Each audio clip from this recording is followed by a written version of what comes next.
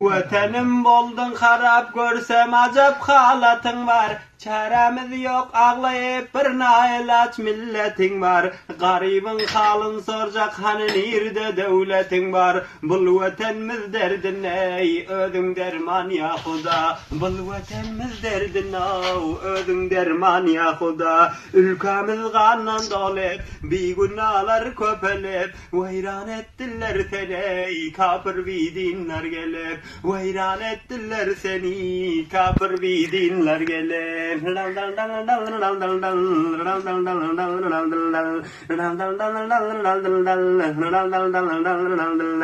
Gül açan bağlarında bilbil sayrar nalış edip zalimin kıllap yatır bul vatanımız balış edip uruşu can sebep aciz millet gözyaş edip bolsun aramlık vatanımız kafir bir dinler gidip bolsun aramlık vatanımız kafir bir dinler gidip toprağın veyran bolup açılan bağın solup toprağın veyran bolup açılan bağın solup aramlık etmez meke biri var rahmin salıp aramlık etmez meke biri var rahmin salıp